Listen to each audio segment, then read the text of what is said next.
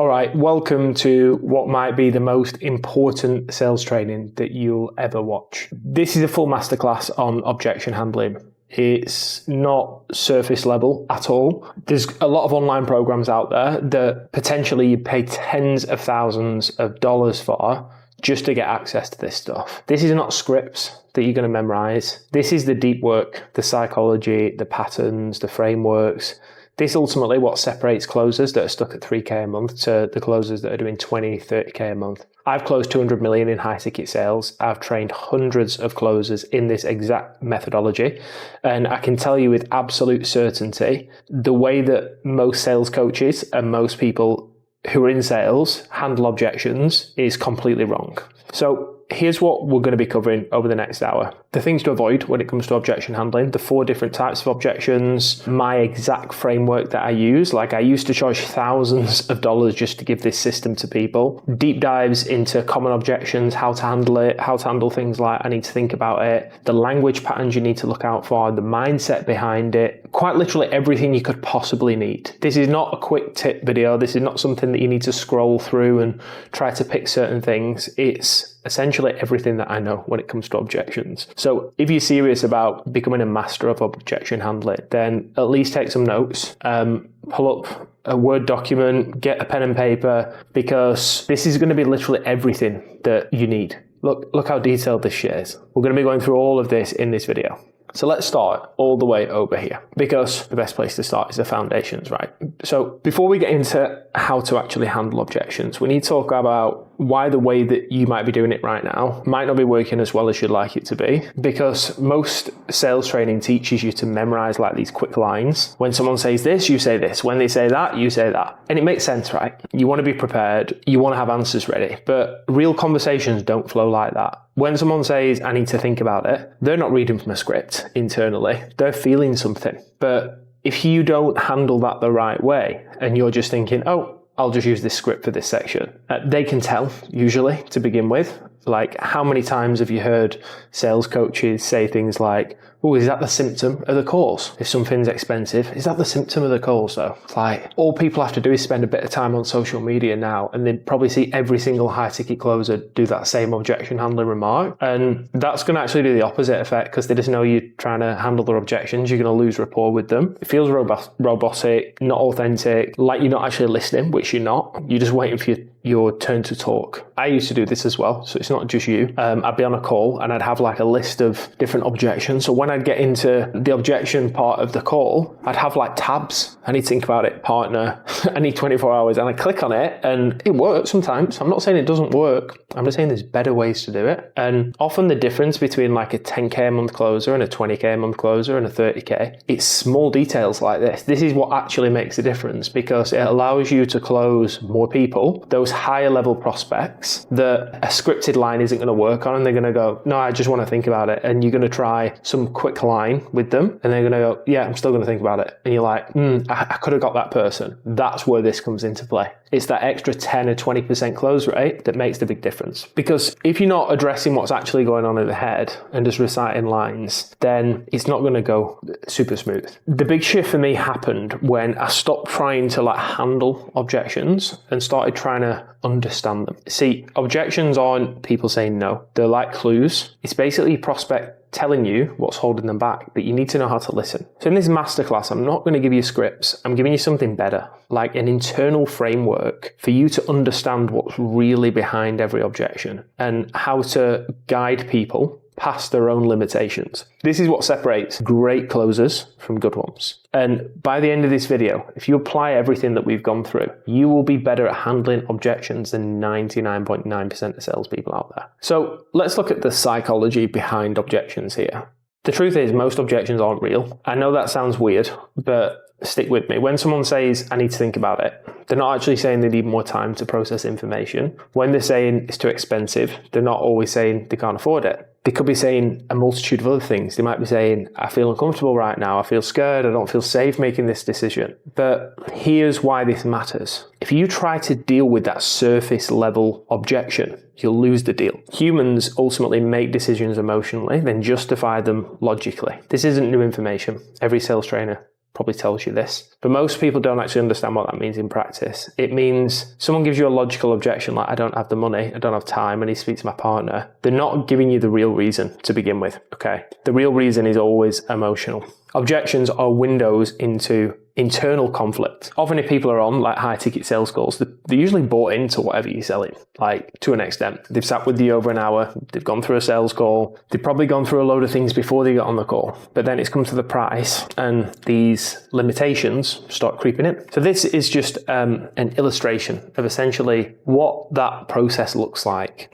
Through our discovery section, we're going to know where they are. We're going to know where they want to be. We're going to know what the gap is holding them back. So when we get into objections, you're not here to overcome them. You're here to help resolve the internal conflict by shifting the belief that created the objection. You are the guide. So your job isn't to convince them. It's to help them see what's really holding them back. And once they see it, once they articulate it, you can give them a different lens to look through it, and you can allow them to move past it. And often it looks like this. You've got the surface objection, which is what they say. Now, this is where most closers trip up. They just try and handle the surface objection, and it goes bad. Like, sometimes you'll capture people with some quick lines, but ideally, you need to be asking the right questions to understand, okay, what's the actual concern here? Let's get that. But then there is a layer below that. It's the underlying belief behind their concern. And if we handle that, we're in an even stronger position. And then a layer below that is who they believe they are. If we can handle that aspect of it, that's where you can really crush objections. So there's essentially 4 layers of objections. And the first layer is the smoke screen, or what I like to call the bullshit filter. This is usually the reflective, protective responses. Again, we don't handle smoke screens. We don't handle bullshit filters. This thing's like, can you send me the info over email? I'll get back to you tomorrow. I need to think about it. That's not the truth, right? Why is my GIFs not playing? Haha, there we go. Then we get onto the logical wrapper. This is where the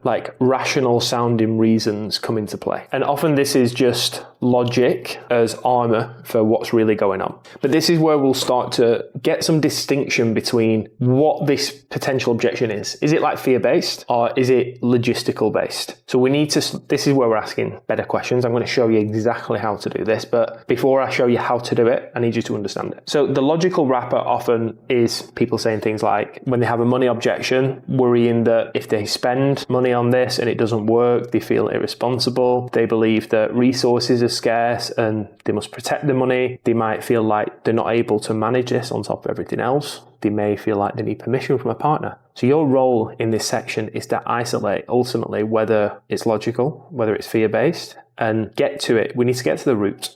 And if it's not logistical, because we deal with logistical objections different, often it's fear. And that's basically the emotional truth behind the objection. Fear of failure, fear of loss, fear of change. Your role here is to essentially position that fear. You need to drag it out of the hat. Like a magician pulling a rabbit out of a hat, you need to get it up and look at it. Look it in the eye. Because that's not them. But let's view it as a separate entity and view it as something that's happening to them. And then let them choose. Let them choose if they want to continue listening to fear, because it's ultimately what will hold them back. And the layer below fear is the identity foundation.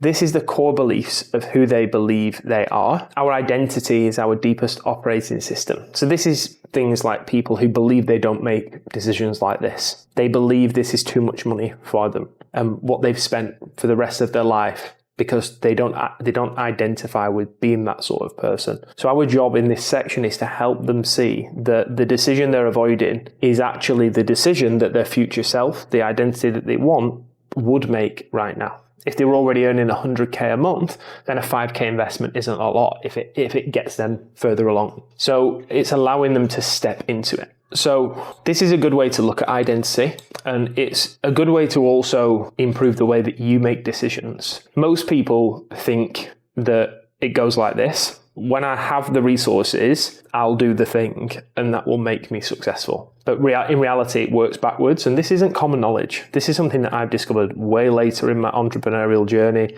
You, to begin with, have to be the person, do what that person would do, essentially before you are that person, and that's what brings the result. It's like you've got to do it backwards, because if you do it the normal way, like when you have the resources, you'll do the thing, you'll be successful. You'll never have the resources because you never do the thing, so you'll never be successful, so you'll never have the resources. And it's just this cyclical nature. You've got to do it in reverse. Like, example, most people believe when they have the spare money, they'll invest into sales coaching, and that'll make them better at sales, and that'll lead to consistent 20k months. But the fact is, to get to 20k months, you have to act like you're that person already, be resourceful enough to find the capital to invest in the coaching, and that allows you to become that person. Your role in objection handling is helping them to be the decision maker before they have all the answers. So there are 4 kinds of objections, and let's break them down. The first is smokescreens.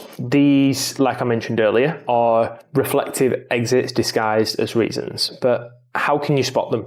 This is important. They're vague, they're flimsy, there's no reason given. They just want to leave the decision. So examples there for you. How do we handle this? How do we handle a smokescreen? We need to pierce through it immediately. We need to create safety, normalize, and ultimately dig for what's real. The second kind of objection is logistical objections. These are real world constraints. Okay, I'll give you an example. Someone really wants to buy whatever you're selling and they don't have the card and they literally don't have it. How are you going to sell to them? But there is ways how we can deal with that logically to still get the sale, still get some form of commitment, right? We deal with logic, but these are usually very specific. The prospect delivers them calmly. They usually say, no, I really want to go ahead with this. It's just X, Y, Z. I'm traveling for 3 weeks. I'm in 2 other programs. I've left my card at home. I'm transferring it from my savings. These are all real logistical objections. How we handle them is acknowledging that that's the reality. And then we need to test their commitment through various questioning, which again, I'm going to show you later in the masterclass, but we want to test it by saying things like, if X, Y, Z wasn't a factor, just so I'm clear, are we like 100% in on this? Yes, cool. Then thirdly, explore creative solutions. How can we, if someone doesn't have the card right now, do they have Apple Pay? If someone needs to transfer from the savings, can we get a deposit from whatever's in the current account right now, even if it's $50? These are the creative solutions, how we can actually get some commitment, some decision, but leave the logistical stuff until later. The third type of objection is fear-based. So often these are disguised as logistical objections, but they're not. How do we spot them? Hesitation in voice, emotional language. It's usually about themselves, not the offer. It's usually vague, or they change reasons multiple times. They might say, I've tried before. These things don't work for me. What if I invest in it, doesn't work? I'm a bit worried. These sort of things. How do we handle it? Normalize the fear. Separate them from the fear. Make fear the villain in the room. Reframe the belief. Help them be the guide, and then empower them.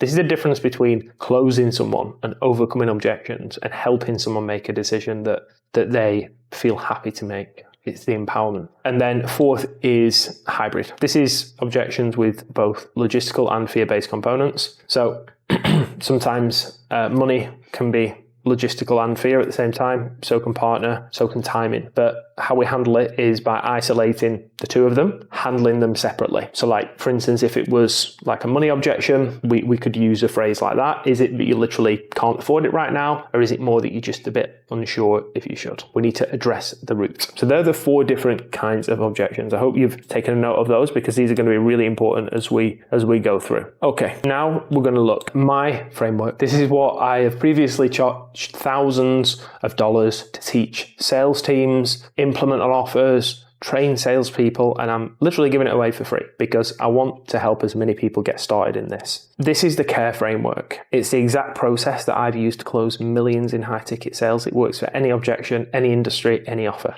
And here's how it breaks down. C stands for clarify. A stands for ask and isolate. R stands for reframe. E stands for empower with action. So let me walk you through each step in detail. And as we go through, I'm going to give you real examples, language patterns and frameworks that you can literally start using today. Okay, let's look at C, clarify.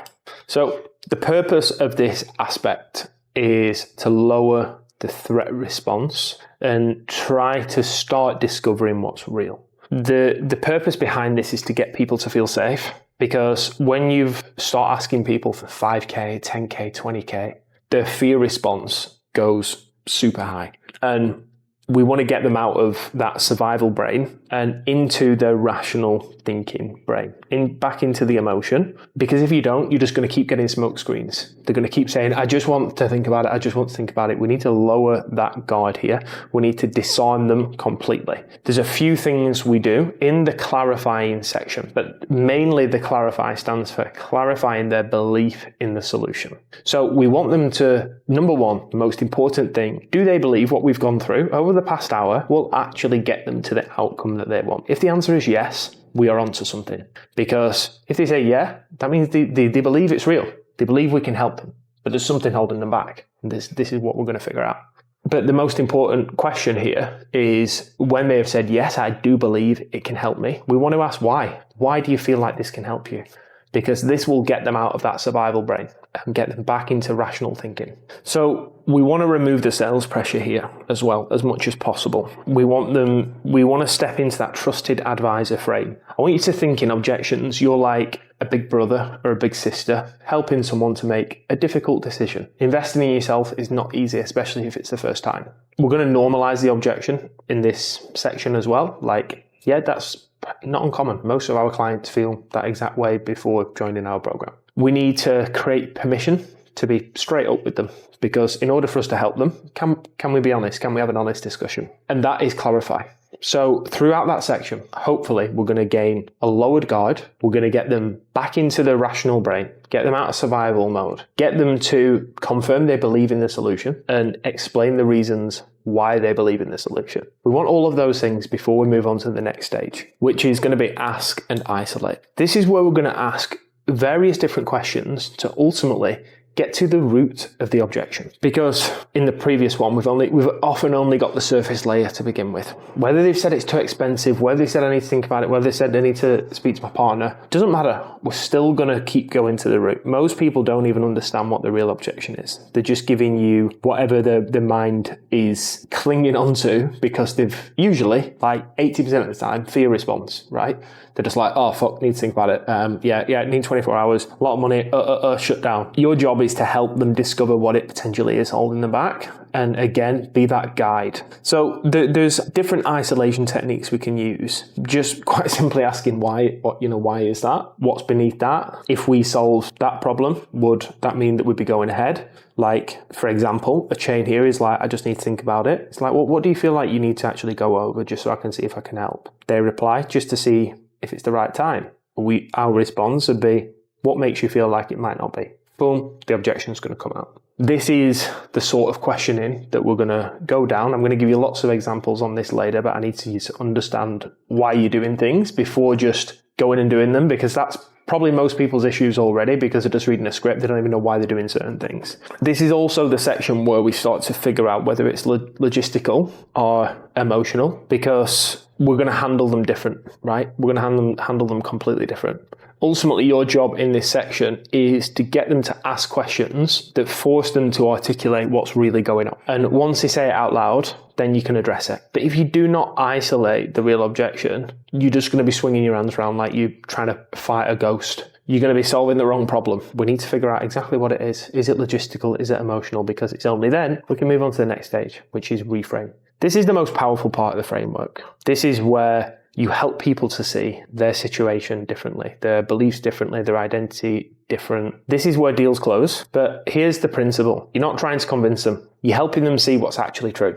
I'm going to give you the different reframe principles. I'm going to give you a lot of examples down here, but let me explain why to begin with. We're not going to be providing new information here. We're going to be providing them a new lens through which to say the same situation. Reframes work because we may expose limiting beliefs as optional. Do they really need this fear in their life? Like, what happens if they continue holding on to this fear? Are they going to progress any further than where they are right now? What is fear bringing up these limiting beliefs and saying, over the past year, while XYZ limiting belief has been holding you back from achieving XYZ outcome, what do you feel like you've potentially left on the table? And getting them to look at things through a different lens, creating cognitive dissonance with their current pattern of behavior and offering an alternative interpretation that ultimately serves them better. Now, I'm going to show you the different ways to reframe, but before we do that, I'm going to show you the final step. And this is This is powerful here because we want people when they're buying to be in an empowered, excited state. We want them to embody the version of themselves that's capable of deciding. Ultimately, this decision making is an identity act. When someone makes a big decision, they're not just choosing action, they're choosing what sort of person they want to be. We're helping them step into the decision. We're not pushing them. You're calling them forward into the version of themselves that's capable of deciding. And I'm going to give you a really big key here, really big. You want to tie them into the decision, not the investment. Obviously, the investment is an element of it, but when we're tying them into this empowerment stage, we're not talking about the investment. We're going to talking about the decision to move forwards, the decision to unlock the skills that are going to lead to their XYZ outcome desire. It's not about the money. It's ultimately about them choosing their future from this point on. Using back their language, using back their reasons that they have brought up early in the call, their words, and inviting them to step into the identity that ultimately makes this decision. So let's take a step back and let's look at the different ways how we can reframe objections. This is some key reframes. Now, these are not scripts. These are actual psychological constructs of essentially changing the way someone looks at something. These are not scripts. These are not word tracks. I'm giving you real psychological frameworks that actually change people's decisions. The first is aspirational identity framing. So when are we going to use this? This is when we can see that a prospect is making a decision from where they are right now instead of where they want to be, instead of the version of themselves who they've told us throughout the call they want to become, but they're still making a decision based around who they are right now. So we're going to show them the contrast between who they are right now and who they need to become, and bring that to light. An example of doing this would be saying something like, which version of you is ultimately making this decision? The one that's been stuck for the past 5 years, or the one that's actually living the life that you've described? We are ultimately challenging who they are here. And it's very hard to move forward in life if you always make the decision based on the person you are right now. You need to make decisions based around the person you want to become. And this is a belief you should hold as a closer. This comes down to congruence and acting like the person you are advising people to become. It's a hell of a lot easier if you are also that person. And we're going to challenge them from a state of believing where they are the current patterns and behaviors to I can actually choose who I become through making the right decisions. Second way of handling and reframing objections is fear exposure. This is where we're going to separate fear from them and make it the villain in the room. We're not attacking them. We're not saying you're scared. We're saying this is fear. Hello, Mr. Fear. Let's handle this together, because that motherfucker right there is holding you back from your dreams. So you're going to keep letting it? Separate it. People believe that fear is protecting them, but we're actually showing them that the fear is holding them back from the version they want to become. Different ways we can do this. Just understand it and then let the handling come out of you naturally. That's how the best people at handling objections handle them. Not with fancy word tracks, with real understanding. And just handle objections by speaking, ultimately, like words that are theirs, not scripted. And you'll know which one to apply to which people. The third is agency reclaiming. This is to be used when people are outsourcing their decision or hiding behind delays, time objections. Ultimately, ownership is power. When they defer decisions to partners, when they defer decision to time, saying they don't have time, they're ultimately saying they don't trust themselves. So we want to basically push the belief onto them that they can make big decisions and they need to trust themselves. We're essentially challenging them from a place of where they believe they need external validation to make decisions and installing a new belief, which is you are capable, you are empowered, you can do this on your own, you do not need permission. The fourth is a belief collapse. Now, we're going to use this when they have a fixed belief around themselves that's ultimately limiting them. Beliefs aren't facts. The stories that we've repeated and repeated and repeated until they feel true. So we're helping them see that it's optional. An example of this is people who say, I always take 24 hours to think about a decision, right? That's a belief. Why do you do that? What's the belief behind that? That more time equals a better decision. But is that actually true?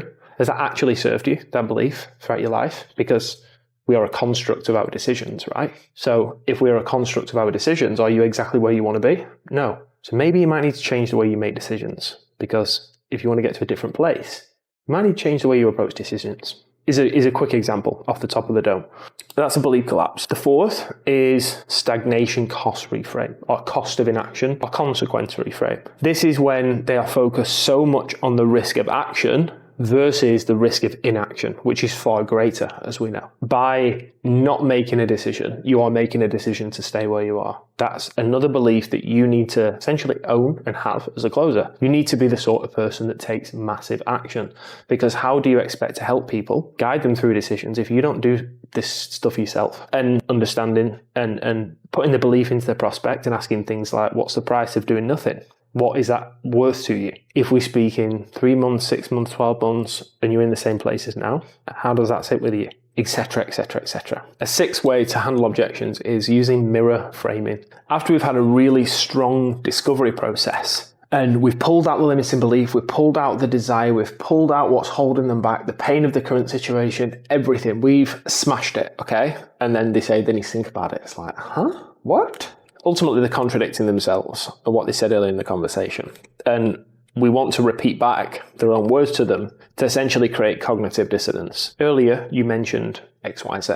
Help me to understand why you're now hesitating if you believe that this can get you to where you want to go. Remember, if we've clarified their belief in the solution, let's say someone's been stuck for a year, they're not earning the money they'd like, they know they're holding themselves back by not taking action, X, Y, Z. Very common. Info products, customer profile. We get to the price, we tell them it's $5,000. They say they need to think about it. We say, before you go, do you actually believe this can get you to where I want to go? We're clarifying back 2 stages. Yes, I do. Why? Because of da da da da da. Okay, fine. Isolate the objection, and then we would use a mirror frame there. Like earlier you mentioned that you've been stuck for a year, and the reason that you aren't where you want to be is because your lack of action. Help me to understand why things have changed, like in the past half an hour since going through this. That's an example. And finally, an option is resource to resourcefulness.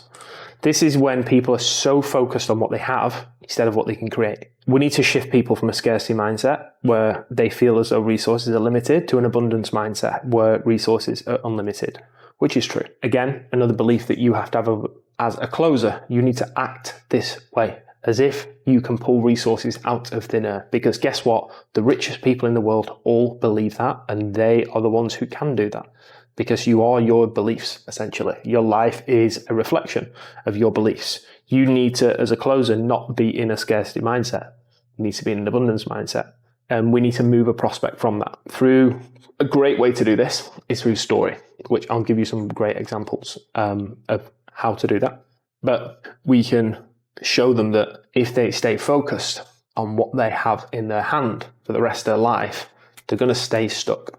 Okay, so now let's take a bit of a deep dive into my objection belief matrix. And I'm going to show you what it looks like when these objections essentially are real. So we're going to look at the objection to begin with, then the surface meaning, then the actual meaning, then the underlying beliefs, then the identity behind it, any distinctions we have to make, and what we need to address.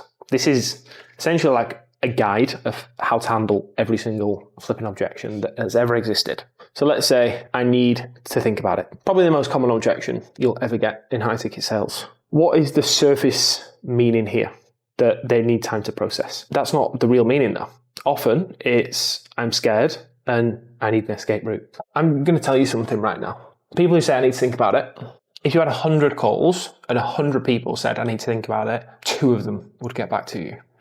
And for whatever reason, closers keep letting people off the hook. As a sales manager, as a sales agency owner, as a sales trainer, I would prefer you to burn that lead and keep digging and keep guiding the prospect to a decision you know is good for them, bringing out the fear, challenging them and helping them rather than just letting them get back to you. Because you're doing your clients a disservice and you're doing yourself a disservice because they won't get back to you. Squeeze every last drop out of the lemon. The beliefs behind that is that careful deliberation equals a smart decision, or if they delay and that they need to protect themselves from a mistake. The identity behind that is that I'm someone who thinks things through carefully. I'm someone who needs certainty before acting. But as we know, You can never get certainty on anything without doing it. So how do we address it? We address it by giving them different ways to look at these beliefs and identity. There's thousands of ways how we can do that. But just as an example, is this real strategic thinking or is this fear avoidance? Has this pattern, such as careful deliberation equals smart decisions, does it actually serve them? The identity, if they are someone who thinks things through carefully, has that actually served them? Thinking everything through carefully, if they think about it. Are they exactly where they want to be due to the decision-making process? Often the answer will be no. Or which version of them delays versus takes action? The one they want to be or the one that stays stuck? Let's separate the identities. Again, there is thousands of different ways you can verbalize, challenge. Is verbalize a word? I don't know. There is thousands of ways you can put into words challenging these beliefs and this identity. The second one, as an example, it's too expensive or I can't afford it. Surface meaning could mean I don't have the money or I don't see the value, right? What's the actual meanings, potential actual meanings behind it? I don't believe I'm worth this investment. I'm scared to commit. I'm scared to commit resources to something that might not work, or I don't trust myself to make this work. Underlying beliefs behind that meaning is money is scarce and must be protected. Spending this makes me irresponsible if it fails. Fear of failure. Some people may believe they don't deserve to invest in this level. That crosses over into identity. And that resources come from having them in your hand, not creating them. Identity behind it, I'm not someone who affords these sort of things, or I'm not the kind of person that makes big investments on the spot. Now, there's a critical distinction here between essentially having the money and being scared, or literally not having the money. This is when we come back to what I said earlier, where we are separating fear-based objections and logistical-based objections. So if they can't afford, they literally don't have access to the funds. That's logistical. There's creative ways and how we can help them, right? Which we went through earlier. But if they won't afford and they have it, then it's actually not a money objection at all. It's going to be a fear-based objection. So how do we address it? To begin with, do they literally not have it, or are they looking for more certainty before they allocate it? Are they thinking resource-based or resourcefulness-based? Like, what's the identity of someone who makes investments like this? And is that the sort of person they want to become? So this is how I structure in objections and actually understanding them by breaking it down. I've got pretty much every single objection you could think of on here. I'm not going to go through them all like this because I've got other ways of showing you, but this is how I so I have full understanding of every objection and why it looks a certain way. That's all there. You should always understand why people have certain objections, not just take them for what they've said. Now, before moving on to handling particular objections like time and money, partner, all the common ones that people struggle with, I'm going to give you a bit of sauce here around using objections as a secondary discovery. So you've gone through the discovery to begin with. They've got to the end of the discovery. You're thinking, I've nailed this call.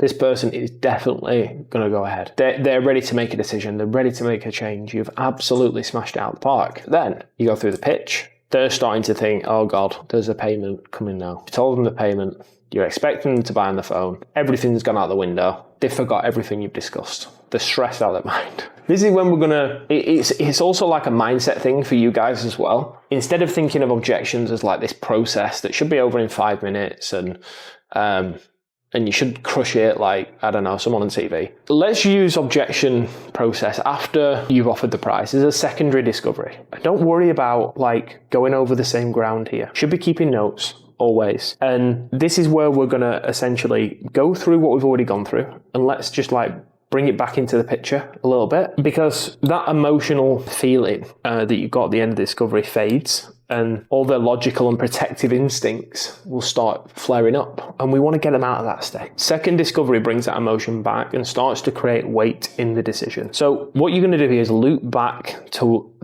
what they've already said earlier and anchor them in their why. Why do they want this outcome? Why is it so important to them? Let's emotionalize the decision and let's future pace the outcome. Time frame the cost of delay. So some key questions to ask here to bring people back into this second discovery state. I know there's no crystal ball of certainty here, but do you believe what we've gone through can actually get you to XYZ outcome so you can XYZ important meaning to them personally? Yeah, I do. Why? Why is that? Getting them to buy into the belief to begin with. Then let's reconnect with that. How important is it for you to achieve that?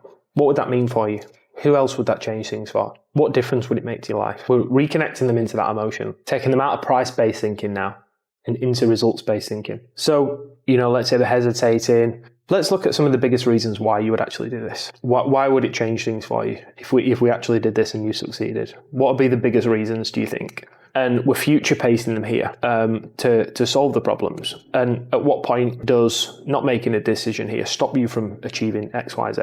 And then time frame based questions, like at what point does this just become like a conversation that you've had a nice hour out of both our days and you go away feeling probably disappointed that you haven't gone ahead, to me actually helping you get the result that you want. Like not just another nice conversation where nothing changes. When do you feel like you're ready to do that? That's an example of how we would conduct a second discovery. Instead of rushing and going for the close, going for the jugular, we're going to loop back around to the things that are actually important to them and get them to feel it. Now let's look at how to handle some of the most common objections. And I'm going to pace through this. I'm going to go through it quick. So let's get a pen and paper out and work with me here. So time objections. This is an identity armor. They believe they are a careful decision maker. They believe this rule makes them smart, but it's actually a pattern that's keeping them stuck. The belief is that time, being careful around decisions, equals intelligence, and it doesn't. The most successful people on the planet are masters at making quick decisions when an opportunity arises. That's why they are in the position they are in.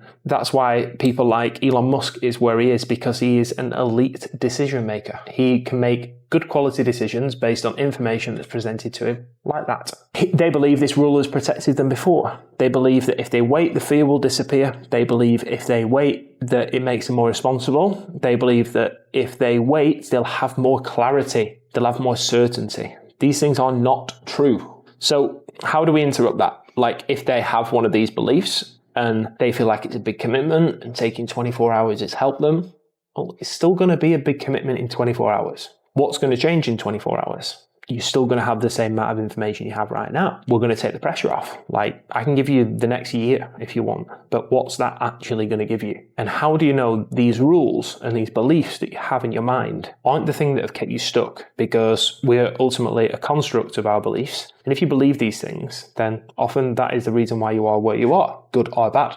And then identity frame we can use here. Which perspective are you using here? Which lens are you looking at this decision from? The one that's gotten you to where you are right now, or the one that's going to get you to where you want to go? What version of you puts yourself in a better position? The one who delays for another week or another month or another year, or the one who realizes you've been delaying for long enough and this is the time when you make a decision? This is not a quick decision. This is something you've already been deciding. You've already been having this conversation. You've already been doing research before this call. This call is just where you make the decision to actually unlock the life that you want. So we're going to use their words against them. So for instance, if they've mentioned they have been stuck for X amount of time, so you'd say earlier you mentioned you've been stuck for X amount of time. How much time are you willing to keep being stuck before you actually step up and solve this? Now let's look at how this objection would go. A prospect might say, I need 24 hours to think about it. It's always how I make big decisions. We would say, can I ask though, what's going to change in 24 hours? You're still going to have the same amount of information as you have right now. They'll say, I just need to process it. I just need to digest it. And we're going to say, when you say process it, what specifically do you need to process just so I can see if I can help? I don't know. It's just how I do things. I hear you, but can I share a perspective? Has approaching opportunities with this decision process got you to exactly where you want to be? Not exactly, no. Okay, so would it make sense to keep using that decision-making process if you want to get to a new outcome? Simple, right? I'm going to preface this, all these objections, right? These are essentially reframes. This is after we have gone through C and A. These are reframes, right? We don't just want to dive in with these lines, because often if we haven't clarified their belief in the solution, got them to repeat back why, and then isolated it, we might handle the wrong thing. We should always isolate the objection to begin with. Okay, now let's look at money objections. These are things like, I can't afford it, it's too expensive. Our philosophy here as a closer should be that money is an unlimited resource that can be made anywhere. The problem is not their lack of resources, but their willingness to be resourceful. These should all be your philosophies. As I mentioned, as closers, we are not like making some like trickery philosophy to get someone to buy so we get commission. These are the philosophies of successful people. This is what successful people believe. They believe money is an unlimited resource. Time is not an unlimited resource. It's very, very limited. Understanding that more time doesn't help decisions. It actually makes them worse. And the more you delay decisions, the longer you stay stuck exactly where you are. That's why most people aren't successful, because they don't take any fucking action on anything. They just think about shit forever. The reason I am where I am from nothing is because I take massive action. I failed my way to success. Ultimately, I take huge action. If something presents itself as an opportunity, I start it that day. Obviously, I do research. I do a bit of due diligence.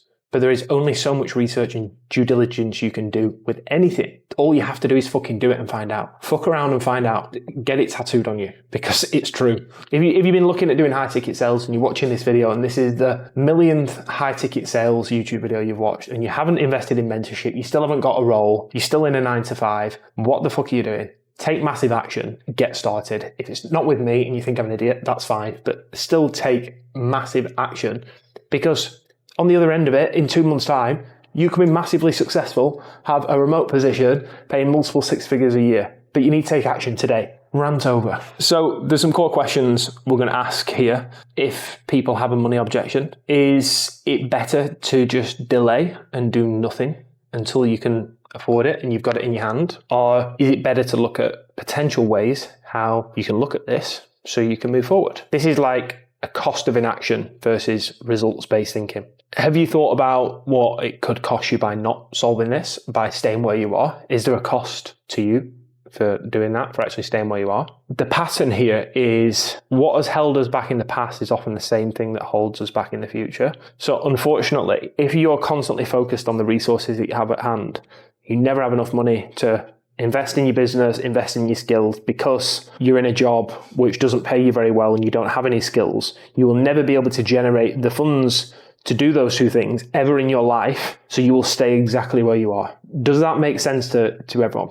Like an extreme example, if you've got a job at McDonald's, you paid minimum wage, and realistically, to set up like any decent business, you've got to invest money or you've got to invest time. But you work 5-6 days a week. You've not really got enough time to set up a business. You also have no skills. So looking at the resources that you have at hand and saying, I cannot afford this, but you also don't have the time investment available to set up a successful business, you will stay exactly where you are. You might get a better job. All right, go and get a better job. You still don't have the time. You still likely won't have the money. You'll probably just get a slightly bigger house or a slightly better car and be in the exact same position and get lifestyle inflation. You need to actually invest in yourself and take that action of the person you want to become that person. So we look at resourcefulness. Okay. When I set up my first business, I took out a ginormous loan. I did not have the money. I took out a giant loan to do it. And that enabled me, to be honest, it didn't go that well for a long while, but it enabled me to get started.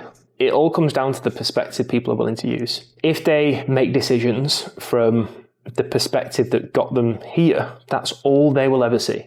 But if they make decisions from the place they want to be, that's when you will notice a real difference. So the choice they have is it more important for you to focus on the lack of resources or your willingness to become resourceful so you can actually accomplish X, Y, Z outcome?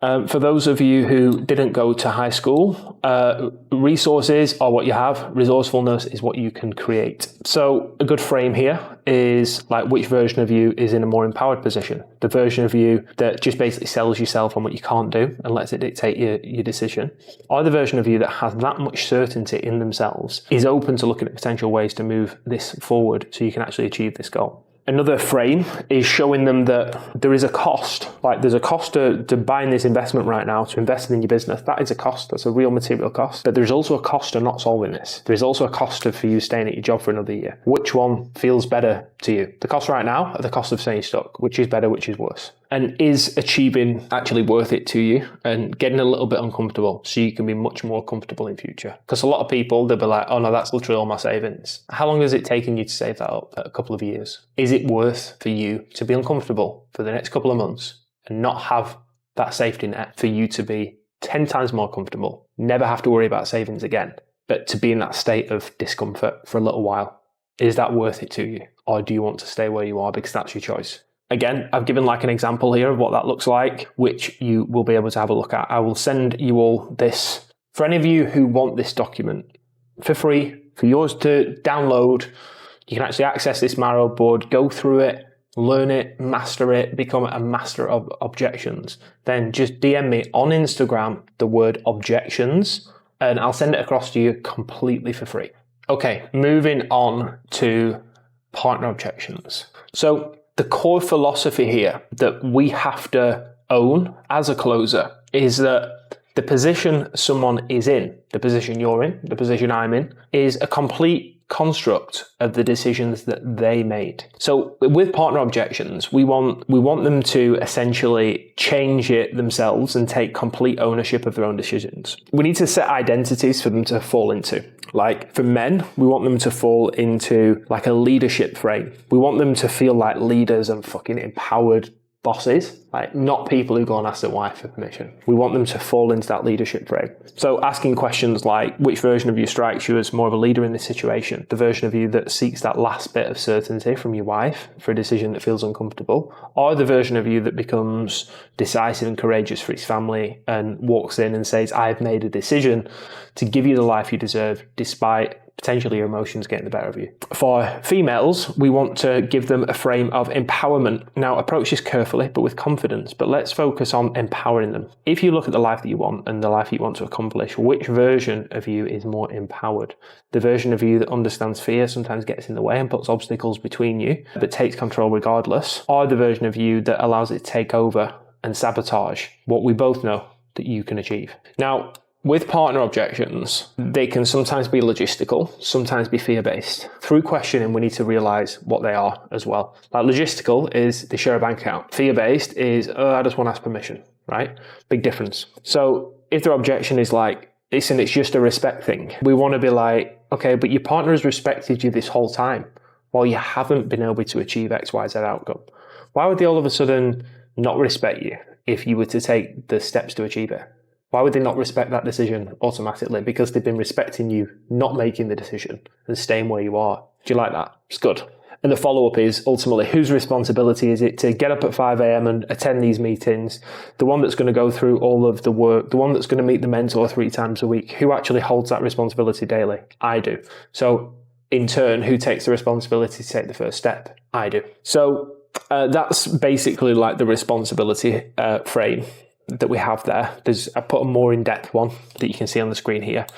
But ultimately, we're allowing them to take ownership and responsibility. That is the best way to handle partner objections. Shopping around. Tricky one. One that I've been working on for a little while now to do research, see how people are dealing with it. And I've come up with one that I've seen someone do, and I think it's a great way, and it's where you flip the tables essentially. What a lot of people do when they get like, I'm shopping around, they try to compete. Who is it they're speaking to? Well, do they do this? I've heard that about them, blah, blah, blah, blah, blah. You want to do like the complete opposite of that. We don't want to just explain all the features we can do, because it's not about convincing them. That's not why they're shopping around. They're shopping around because they're deferring responsibility, and they're looking for someone who can basically do more of the thing for them ultimately. We don't want to go into comparison mode. We don't want to sound desperate. We don't want to position them in power. We want them to buy the belief back into themselves. So you can flip the script and ask them, why do you feel like you're someone who could actually succeed with what we can offer? Like, why should we let you do this? They will then sell themselves. Because I'm a hard worker, because I've done this, da, da, da, da, da. Follow up, because remember, we've already clarified the belief in the solution earlier at the clarify section. So if you believe you can succeed with this and you're that sort of person, what would shopping around actually give you that you don't already have here? And they'll be like, I don't know, see who can do the best for me. Well, there you are. You're allowing your future to be dependent on someone else rather than taking ownership and actually having the courage to pick an opportunity and make it work. Shopping around is ultimately an avoidance of responsibility. You're looking for someone to make this easier for you. And the truth is, Your success doesn't come from finding the perfect program. It comes from your commitment to whatever you choose. We're getting them to buy in on themselves. So we're handing responsibility back to them and telling them that ultimately the success comes from their commitment, not from finding the perfect program. What difference is it if someone's got $200 more expensive, $200 more cheaper, if someone's got a couple of extra calls per month? It doesn't really make that much difference. What actually makes a difference is their commitment. Ultimately, the truth is no program works for anyone who's not willing to put in the work. The question isn't which program, which service is best. It's, am I willing to actually commit to this? Fear recognition questions.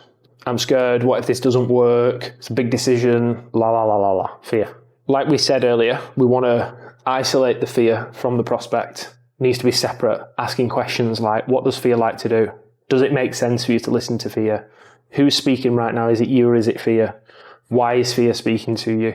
Is it worth overcoming this fear so you can actually achieve this goal? Version comparison. This feeds into identity. What version of you puts yourself in a better position? The one who delays for another week or another month because of fear, or the one that realizes they delayed enough and just tells themselves, if not now, then when? Alternative version of this, let's look at the version of you 5 months from now that is making 10K a month, has retired his parents, whatever. Does he, she allow fear to control and dictate his decisions and stay in the same position? Or does he take control of fear, use it as fuel and actually make the hard decision despite on how uncomfortable it feels? Another, we used this one earlier, I've already gone through this, is achieving XYZ goal worth you getting uncomfortable now so you can be more comfortable in the future. Applies to fear and money.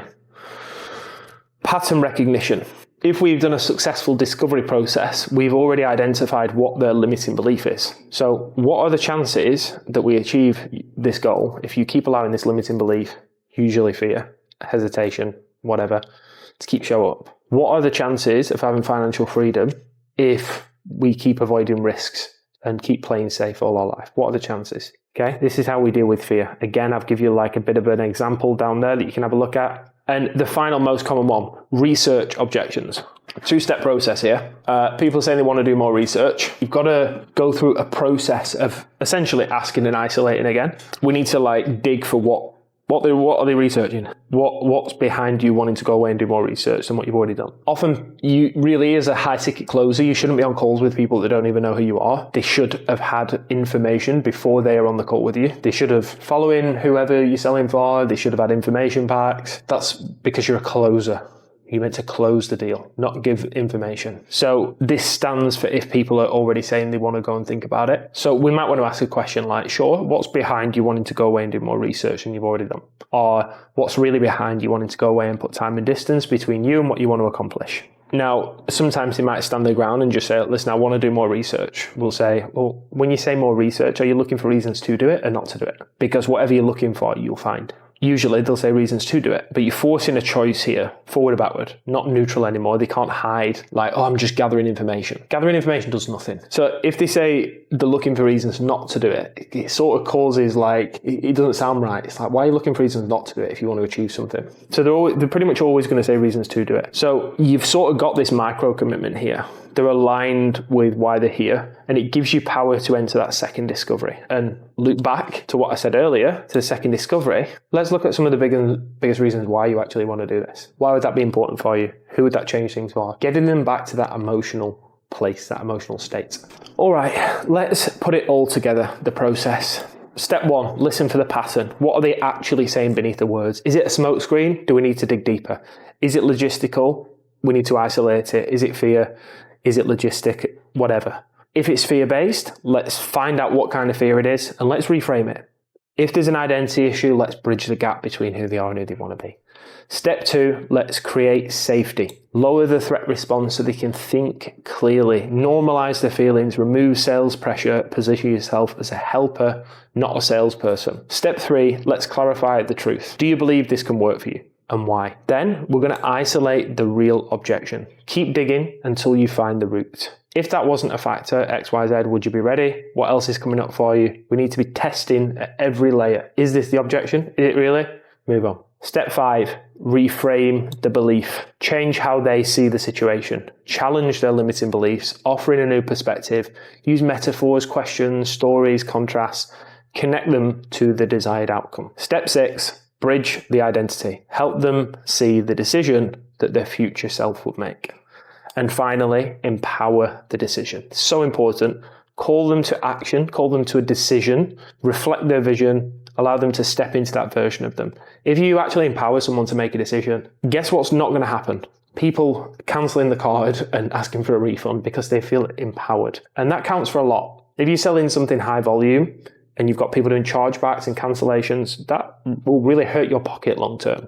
We want people to buy and stay bought. No one ever asks for refunds when they've bought from me, ever. Because they feel good about the decision and they get a service that they actually want. Okay, now we're on to key phrases that reveal beliefs and enable us to recognize patterns. If people say things like, I always do X, Y, Z, like I always take 24 hours to make a decision, that's showing us that they have a fixed identity. They've got rigid patterns. It reveals they're using like identity as armor. Watch out for it. We need to be watching out for all of these things. People say things like, I really need to make a change. I need to speak to my partner. The permission seeking, it reveals a lack of agency and they're outsourcing the decision. There's I need to, like future tense, I am doing, big difference. People say, what if I fail? What if it doesn't work? Fear, catastrophizing, reveals they need certainty. What if this happens? What if X happens? We don't know. We don't know until you do it. That's the choice we have here. Do it, stay stuck. People say, I'm not the sort of person that makes decisions on the first call. I'm not the sort of person that invests this sort of money. Again, it's an identity limitation. Minimizing language. I just want to scale my business. Downplaying importance, creating an escape route. What do you mean by you just? See the language you use there? You just want to scale your business. Quite a big task. Maybe non-commitment language reveals avoiding decision ownership. Key language things to look out for. Now, bringing me on to potentially the most important thing here, the mindset you need to maintain and hold behind objections. Let's go through it. This is what I found has really helped me to handle objections well. It all comes down to mindset. It takes you out of that box of, I'm a closer, I'm going to close people, yada, yada, yada, by having a different mindset and you close more sales. Two different kinds of ways you can approach objections. Rigid thinking, fluid thinking. The real skill is fluidity. Rigid thinking is, if they say this, then I'm going to say that. And then if they say this, I'll say that. Here's my script for this objection. I need perfect words. You don't need perfect words. You don't. You need the intention behind the words to be on point, and you need to have a well-constructed understanding of where they are and really listen and just have the right words. That doesn't need to be this like pre-rehearsed story about fucking bears walking through the woods or whatever people are using now. Fluid thinking, and these are really good things to have up when you're on a sales call. What belief is creating this objection? Is this fear, logic, or identity? How do I help them see this differently? What question would create more insight right now? Better ways of looking at objections instead of what can I look at to help handle this? Let's see as objections as gifts, not challenges. They reveal exactly where the prospect needs help, mentally, not delivery-wise. We're starting to see, okay, this could be what's actually held them back from achieving this already. Questions over statements. This applies to all sales calls anyway. Show, don't tell. If you can show them through questioning and allow them to answer their own questions, they will close themselves because that allows them to discover the truth rather than you just telling them, which people don't like. People don't like being told. Objections is about the way you think. It's often about your beliefs as well as a closer. If you've never invested in yourself, if you don't take massive action, if you run every decision behind your mum or your girlfriend, it's going to be pretty tricky for you to then advise other people to do it. You have to be that person in order to advise other people to do it. Congruence, again. Have that way of thinking, have those beliefs yourself, and it's so much easier to handle objections. You're not memorizing responses, you're learning to think like a psychologist who understands what belief created this objection. What's the gap between who they are and where they want to be, and what is that? How can I help it? What reframe would shift that belief? What identity are they operating from here? Who they are right now, who they want to become? What would empower them to decide from the future self? Secondly, the goal in objections is not to close, but it's to serve. Don't cringe. As closers, we should view ourselves as facilitators of change. We should view ourselves as helping individuals and business get to what they want and help them get out their own way. Because we know what we're selling is the right thing for them. They're just in their own way. When you genuinely care about helping people and overcoming their own limitations, you create authentic rapport, you give yourself permission to be direct, you help them make decisions that serve their future. The big mindset shift, if you can take one thing away from this video, you're not convincing them for your benefit. You're their guide, helping them to navigate past their own limitations. Again, congruence. I've mentioned it quite a few times through this video. Are you the sort of person who's also invested in themselves? Are you holding themselves to the same standards you hold your prospect to? How can you expect to convince someone to invest 10K if you've never done the same? It's hard, because you'd essentially be lying, right? What is congruence? Do your thoughts, your words, and your actions align? And finally, detach from the close. I've not actually wrote that down here, but it just came to me. Don't think about the close. Don't think about the commission. Don't think about the sale. This is harder than learning any of this. Just being completely detached, being genuinely not bothered whether they buy or not, but wanting to help them will serve you so well. So that's essentially my brain on objections on a Miro board. And I feel as though if you master this, again, if you want it, DM me the word objections on Instagram and I'll send it to you for free. So you can go through it, you can learn it, you can master it. You can never let a deal slip through your fingers ever again. If you want to be a congruence individual who can help people to overcome their own limitations, then you need to overcome your own. Because if you want to become a master in high ticket sales, in sales, and become an elite closer, a 0.01% closer, you often have to have someone looking over your shoulder and helping you. I have many people guiding me through life, through entrepreneurship, and have invested heavily into mentorship. So gain that congruence, invest in yourself, and become the person that you are guiding your prospects to become. If you're on the inside of my program, we have our advanced section here. If you want to lock in like this cool dude here, then we have all of our advanced objection handling techniques here. But this is all you need. This is all you need, really. The advanced stuff is great and it helps you get that extra 5-10% close rate. But this will take you alone from a 20% close rate to a 40% close rate if you master it. Do the work, DM me on Instagram, the word objections. I'll send it to you completely for free. You can print it off. You can learn it, you can go through it. If you have any questions, either, again, send me a DM on Instagram or drop a comment below this video and I'd love to answer them. I hope that was helpful. Objections. Let's smash them together. Ciao.